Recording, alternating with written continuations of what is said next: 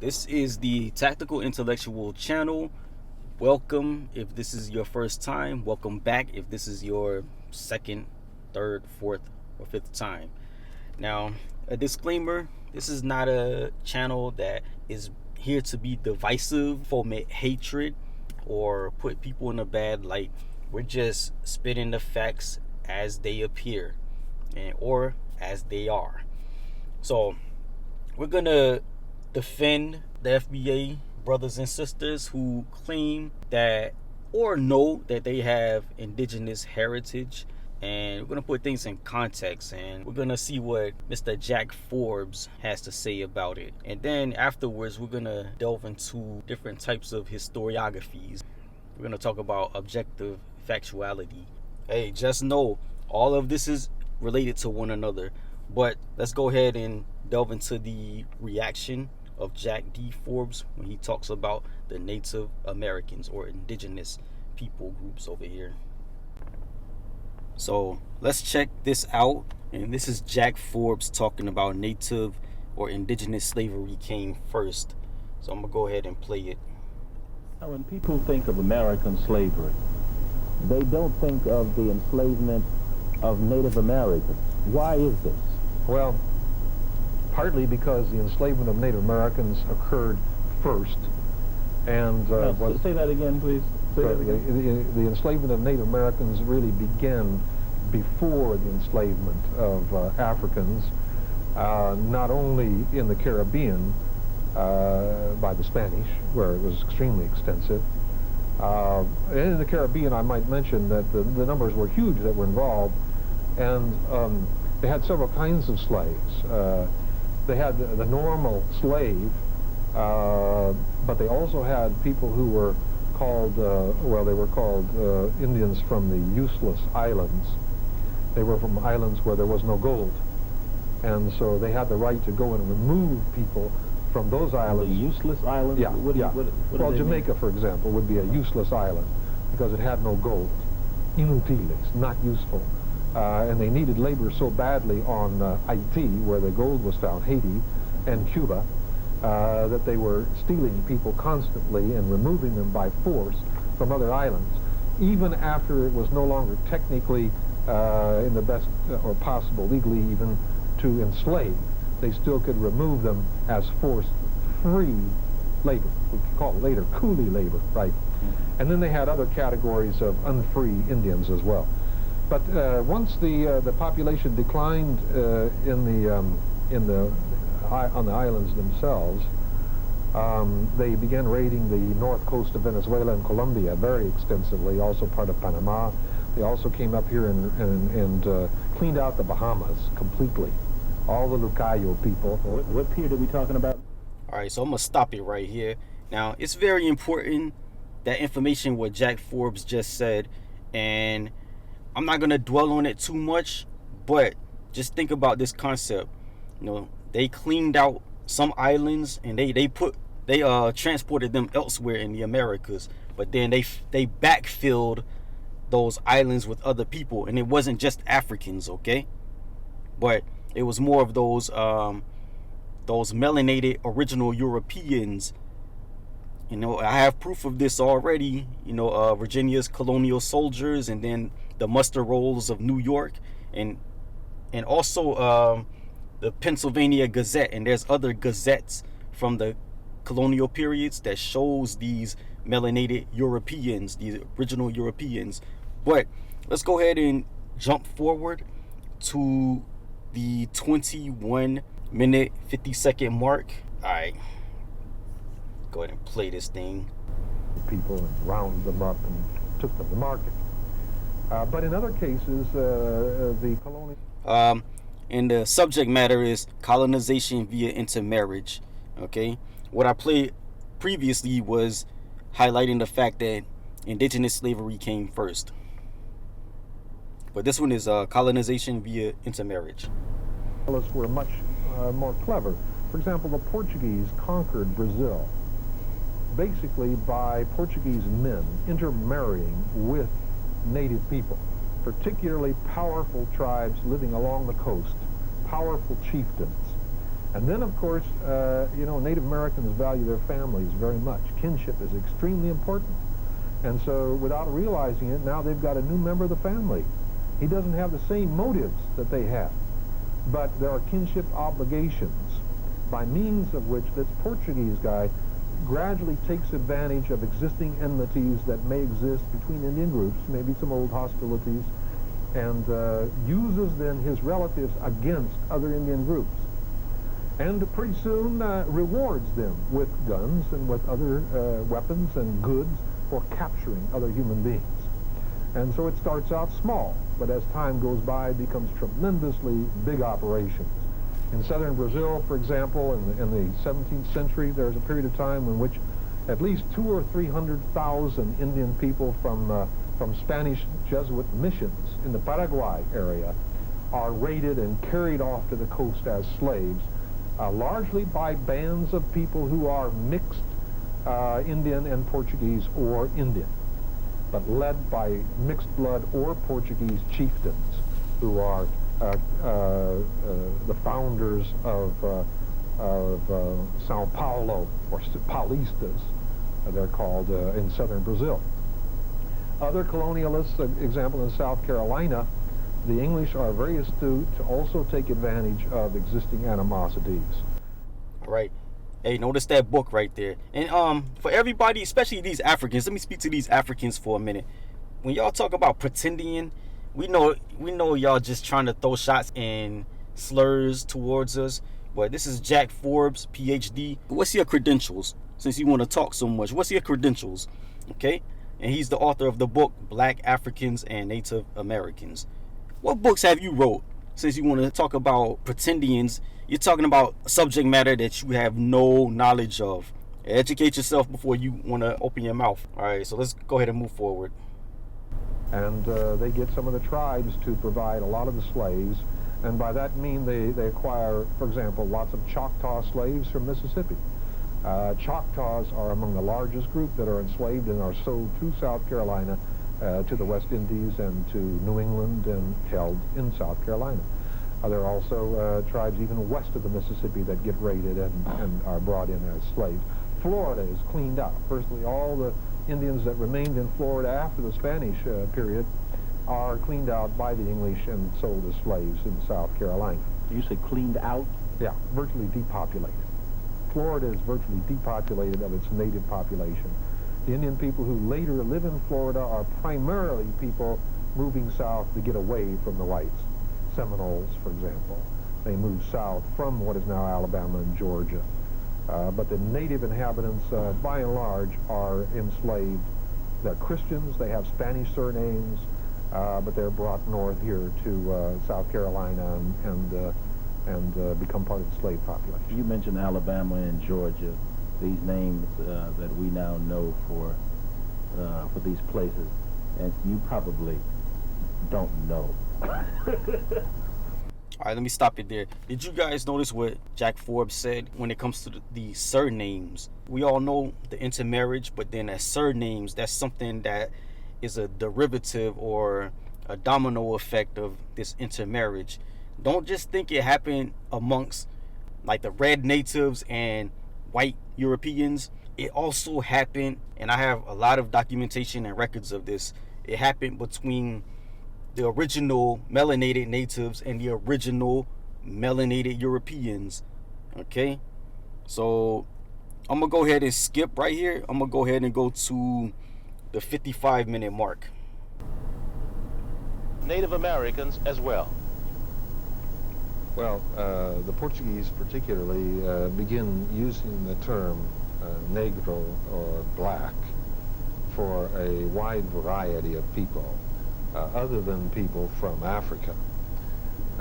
They apply the term very commonly to the native people of India and to other areas of Southeast Asia. But when they arrive in Brazil, they also use the term for the native people of Brazil. They use negro, negra, or black, and it wasn't an African specific term. I say that because I've heard a lot of ignorant Africans, continental Africans, who pontificate and try to project things onto us, impute other things onto us. They don't have any knowledge of this stuff. They don't know about the nuances of the Americas in the United States specifically. Just check out what Forbes say and soak up game. They call the Indians of Brazil negros da terra, which means natives of the land. And then later, when they begin bringing people over from Africa, they call them negros da Guinea, black people from Guinea. Now, we're about to come up upon a synonym, okay? Now, peep game. This term Negro is just used very commonly, interchangeably with Indio. So you become, I become convinced that basically what the Portuguese meant by Negro was non-white. In other words, any group of people who were not white would be categorized that way. And that Indians, therefore, were just another kind of non-whites or Negros. The term was also used in a very similar way by English-speaking people. And not only in Britain, but also in the United States area, you find instances where people who are clearly of Native American ancestry are categorized as Negro or black. The term black is used in English interchangeably with Negro very often. A blackamoor in England. So it's a term that we have to watch out for. In 1719, for instance, the government of South Carolina decreed that all persons who were not full-blood Indians, such as musties and mulattoes, which I'll mention in a moment, would be classified as Negroes. So when we find lists of slaves during that period of time, and subsequently, of course, where it says there were so many Negroes, this does not necessarily mean pure blood Africans. Can be people of various kinds of Indian and African mixtures. Now, I mentioned a couple of words there, musty and mulatto. Mulatto is a term that developed, I think, in Spain or Portugal, probably derived from an Arabic term, either muwalad, a term meaning one who is assimilated or adopted into the Arabic community, or from the term maula, which means one who has a feudal obligation, including the obligation of parent, of child to parent. In other words, in that system, a son was considered to have a relationship of malado, as it's called in Portuguese, to the patriarch of the family. From either of those terms, or from both coming together, I think the term mulatto evolves. It's not probably originally a racial term per se, but gradually it comes to mean a person who is essentially half African and half something else. But in the West Indies particularly, we see an example after example in Spanish royal decrees and the definitions that are given by Spanish officials as well as by Native American writers. The term mulatto means primarily black and Native American. Not black and white, but black and Native American. Turning to... All right, let me stop it right there. Now, some people may look at this and say or think that there was a gotcha moment when Forbes was saying that Negro and Indio meant non-white, but then he breaks it down. You have to understand, know the context, and look at the gray area. Know that you're dealing with nuance right here. I mean, all you have to do is look at the records. I mean, there was two types of natives. There's two types of Euros. That's just what it is. I mean, everything's multifaceted when it comes to the Americas because it's a wide variety of people over here.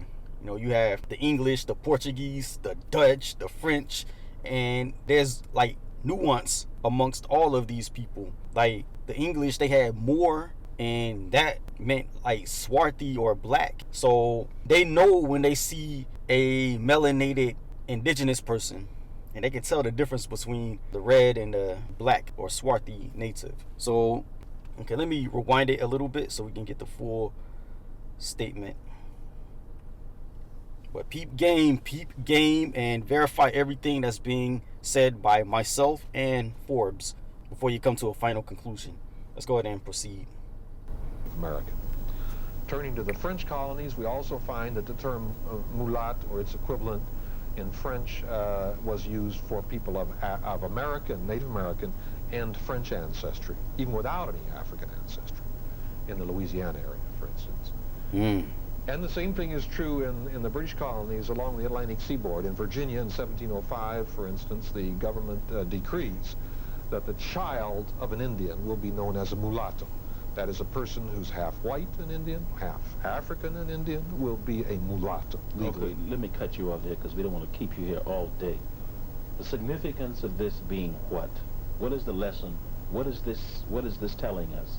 Well, all right, to the Africans and Pan Africans and all these people that discovered the term pretendian, sit back, peep game, take notes, and just listen, man, and open your mind up. there are several things that are significant about it. Of course, one of them is the way that colonialism tries to develop all kinds of elaborate classification terms for different kinds of people. But that's another subject. The most significant thing here is to reveal the much greater amounts of Native American ancestry that are present within the African American population than most people realize, because they might have been misled by the use of terms like mulatto, and also people of color. Colored people included Native Americans, for example, in the United States area. But even with this classification system, you have this system, this classification system is still working in the interest of the European, or what? Is that true, or what? Well, it's working in several ways, I think. It works to obscure the relationships between African Americans and other groups. For example, the Mexican American population has a lot of African ancestry. By and large, they don't know that, or the African American population doesn't know that. So it's very difficult to build a bridge of understanding, you see. What we are lacking in many cases is the realization that even though there are differences, even though we each have our cultures, which we want to protect and keep alive, we have our community traditions, we have different languages in some cases, but nonetheless we have also bonds of kinship. And we shouldn't forget those bonds of kinship. Now, Dr. Francis Welsing, psychiatrist, has said that the white population on the earth is a minority population. And one of the ways that a minority population becomes a majority population, conceptually, theoretically, and practically, is to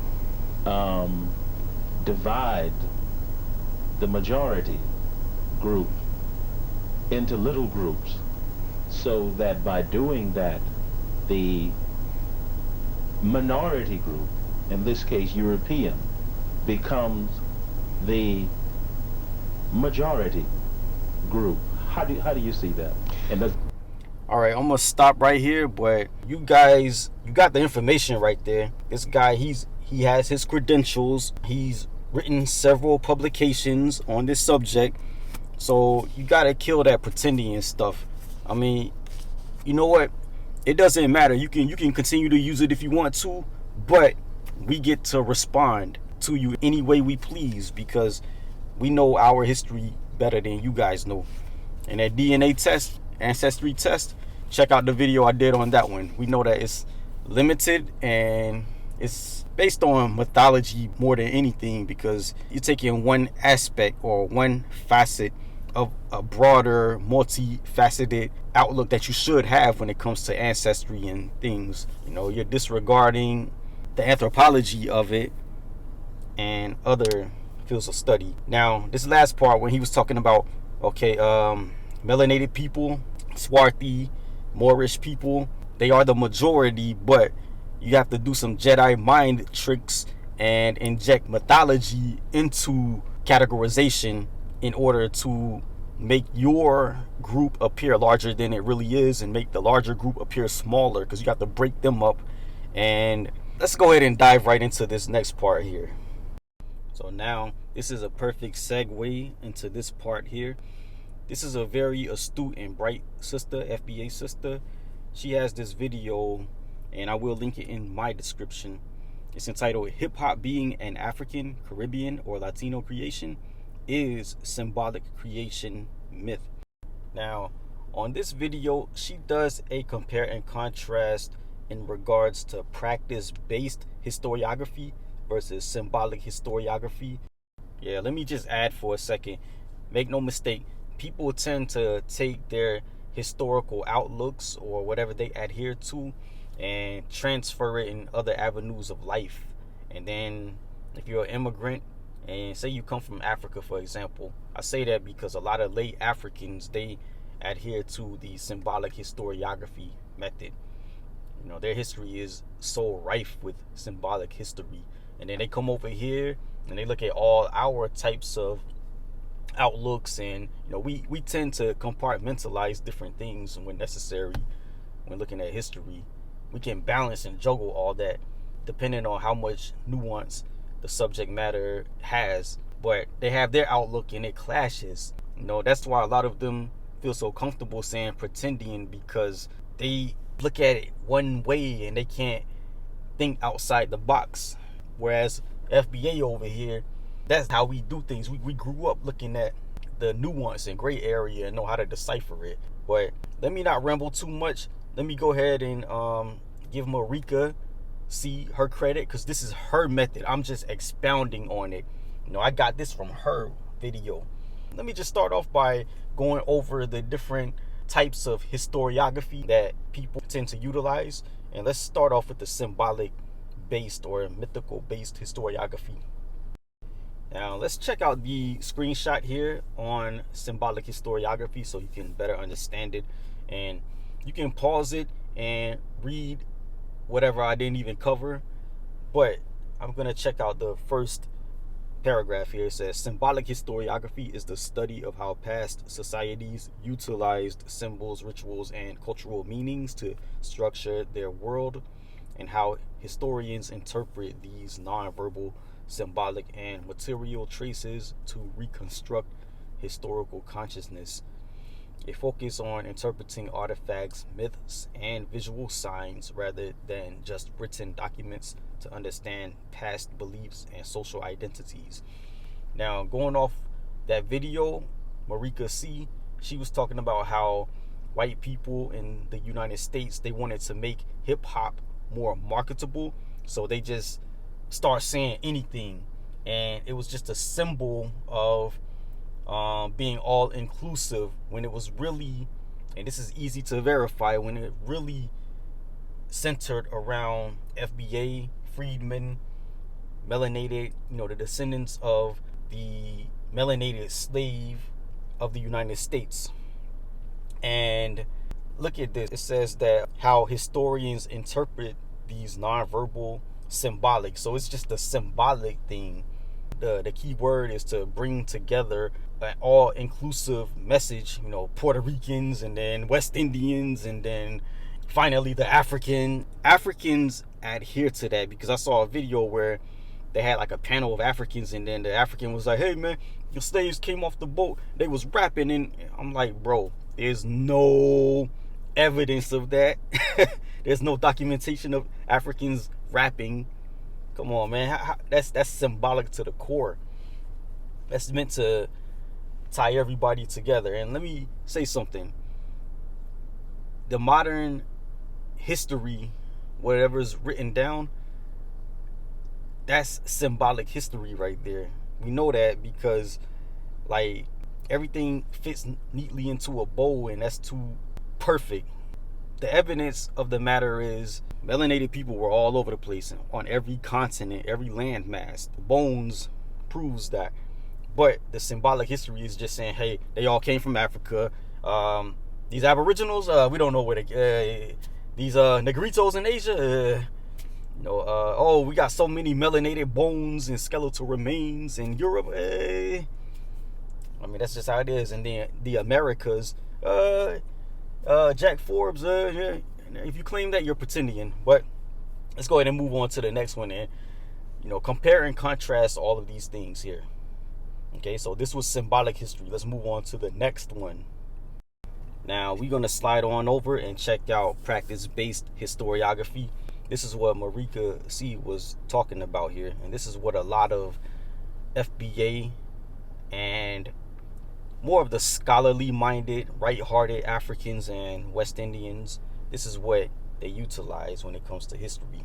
And it says, practice-based historiography treats the writing of history as an active, methodological, and interpretive process rather than just a passive study of past texts. They focus on how historians construct knowledge through research practices such as source analysis, archival work, and the application of specific methods, oral history, microhistory. The core aspects of practice-based historiography, epistemic practice, focuses on how historians know what they know, treating the research process as an intellectual, creative, and sometimes subjective act.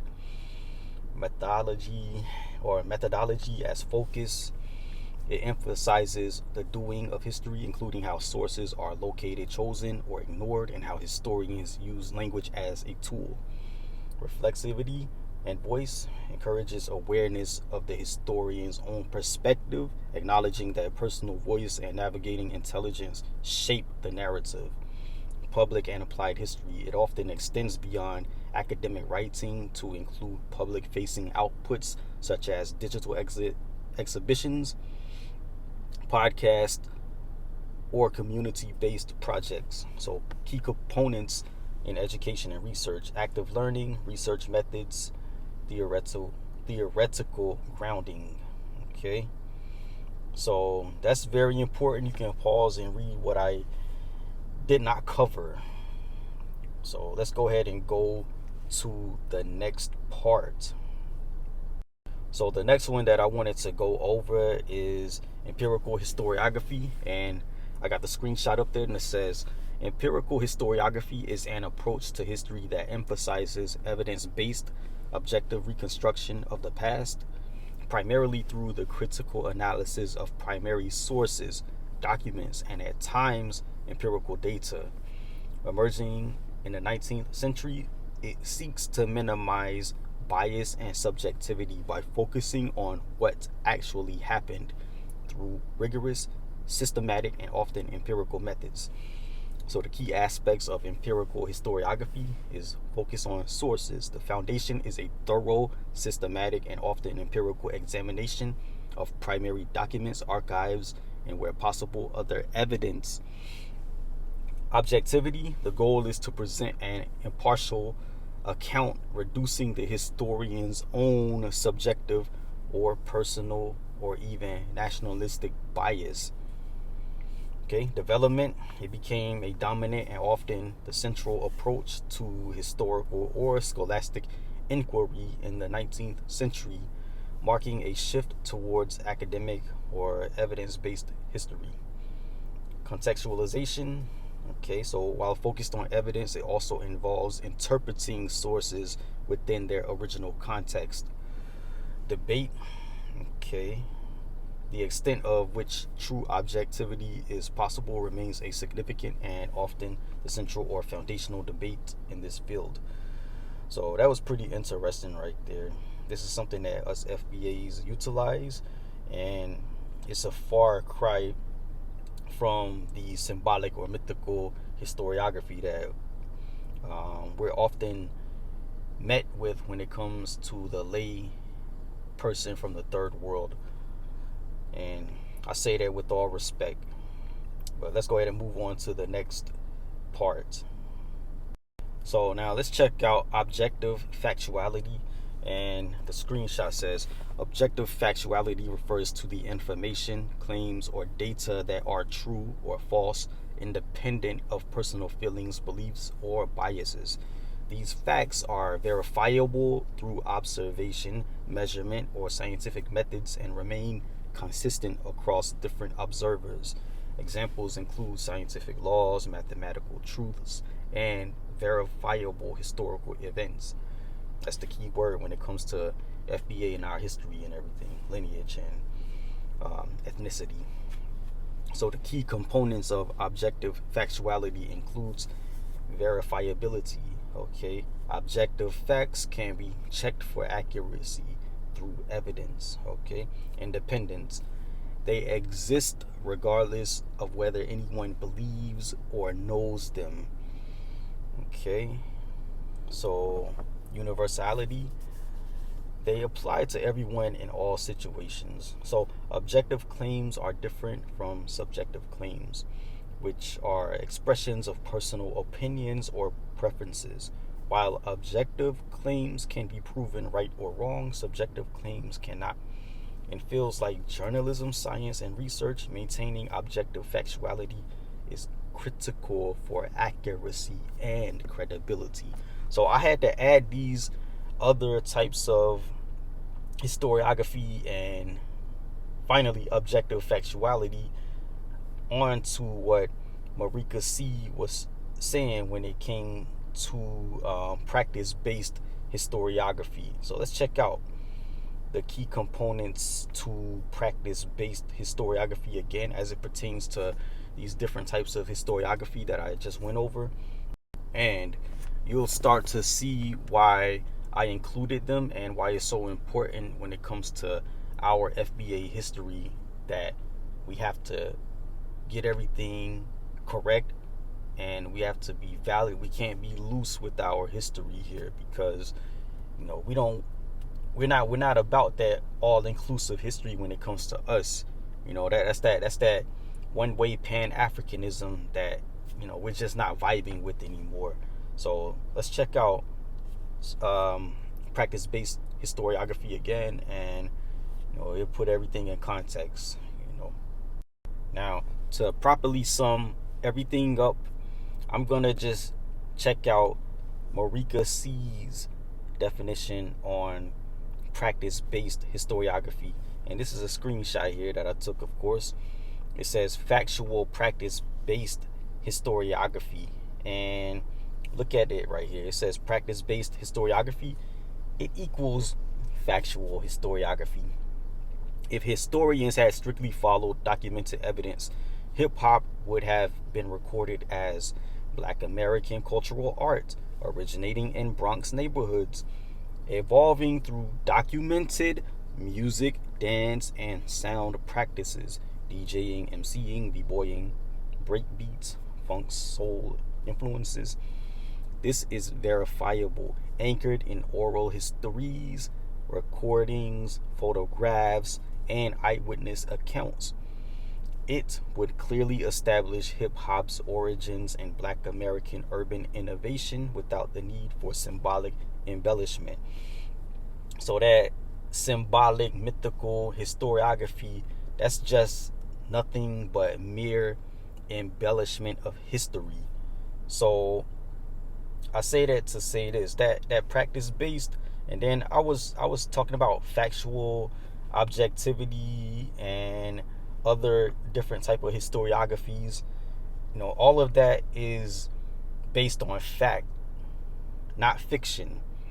So that's my reason for it, and I had to include, just to round everything out, come full circle. When it comes to FBA history, our history, freedmen, Solon, whatever you want to call it, Black American, our history is rooted here. We have a three-way amalgamation, and all of that stuff is easily verifiable. The melanated, I'm just going to say this, the melanated indigenous population, the melanated original European population, and maybe some African slaves. Also, it's a mix between the white European population, the red Indian population, and of course some African slaves. It's a lot of mixtures and all of that. I mean, what more can I say? It's not just 100% African slaves and some white Euros in there. No, all of this stuff is easily verifiable, and Africans adhere to that. The late African, they will adhere to symbolic or mythical historiography because who they want to be, the white man and white woman and white history, contemporary white history, they adhere to historic or symbolic historiography. It's a lot of facts out there. You just gotta fact check. You gotta be multifaceted in your search. You have to utilize a lot of different fields of study. Oral history, Shoot, it's so much, man. I don't have to list it here, but it's so much, and it has to be based on truth, not embellishing history. And let me talk to the Africans for a minute. Just know that when you have to embellish our history, we know that you guys do that with your own history, especially West Africa. But when you come with that foolishness and trying to get us to adhere to something that, or a mentality or mindset that you guys have adopted generations ago, centuries ago, that makes you that's a hostile act. And to be honest with you, it makes you guys look mad slow, because you don't know our history. You don't know the nuances of the Americas and the United States in particular, but you're very insistent on the foolishness. You guys adhere to symbolic and mythical historiography. We don't. It's everything that we're doing is fact-based, but then you insult us, calling us pretendians and everything, just ignoring all evidence. We don't operate like that. So really, when we're met with that, we just don't vibe with you guys. And we had 60 years to try to be diplomatic towards you guys, and really talks are breaking down, and you have nobody to blame but yourselves. And Pan Africans, you can have them Pan Africans, even if they're FBA. You can have them fools and clowns. They're a bunch of sellouts anyway. So, two classes of sellouts. Hey man, that's a match made in heaven right there. Y'all get nothing done. You just be scamming each other and lying to each other. Hey, yeah, go ahead and form that union right there. FBA sellouts and our Sambo class, and then African sellouts, and then y'all all bend the knee to the white guy anyway, so it's whatever. But these are the facts right here to my FBA people who are fact-based and adhere to practice-based historiography. I just say verify the information that you've seen today and see if it holds up. Scrutinize it, put it under heavy scrutiny, and you'll see it if it holds up or not. And if it holds up, then that's something that you can accept. And also check with your family when you do your genealogy, and when you are met with these Africans who are fresh off the boat talking about some pretendian all up in our business, just hit them with these facts here. That's all I want to do, is provide my people, strengthen them intellectually, and help them to put a chokehold or choke slam, intellectually choke slam the African, the Pan African, and the white boy who want to talk trash. And this is all figuratively speaking, though. I'm talking about intellectually, not being violent. I don't condone that. But anyway, guys, take care, and I'll see you guys with another topic later.